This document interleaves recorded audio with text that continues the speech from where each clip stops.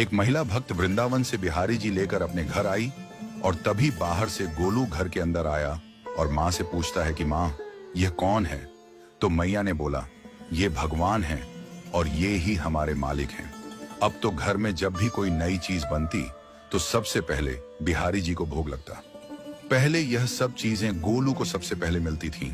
इससे गोलू बहुत चिढ़ने लगा और मन ही मन ठाकुर जी को कोसने लगा। एक दिन गोलू की माँ काम पर जाते समय बोली, गोलू, यमुना जी से मटके में जल भरकर लाना।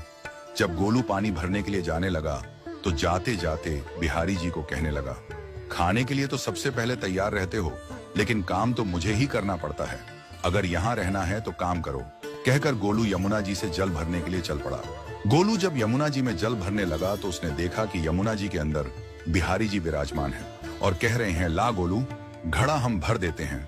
गोलू उनको देखकर हैरान हो गया और बोला, नहीं नहीं, मैं अपने आप भर लूंगा।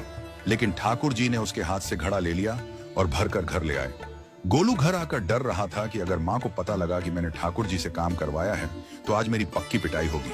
माँ ने घर आकर बिहारी जी को गीले कपड़ों में देखा तो एकदम से हैरान हो गई और कहने लगी कि गोलू, ये जरूर तेरी शरारत है, जरूर तूने ही इन पर जल डाला है। गोलू ने अपनी माँ को समझाने का बहुत प्रयास किया, लेकिन माँ ने उसको डांट कर चुप करा दिया और ठाकुर जी के भीगे हुए वस्त्रों को बदलने लगी।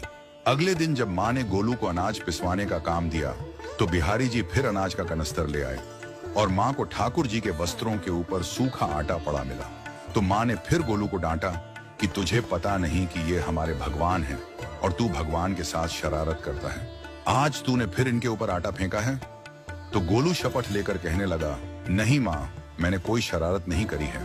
ये तो मेरे हाथ से गेहूं का कनस्तर लेकर खुद पिसवा कर आए हैं। गोलू की माँ आज बहुत गुस्सा हुई। अगले दिन फिर माँ बोली, बेटा गोलू, आज तुम्हारे बाबा बाहर गांव से वापस लौट आएंगे।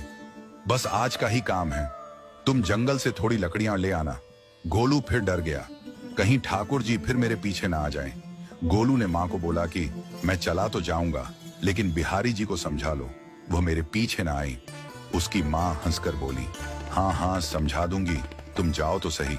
गोलू जल्दी जल्दी लकड़ियां लेने जंगल में चला गया और माँ काम पर चली गई।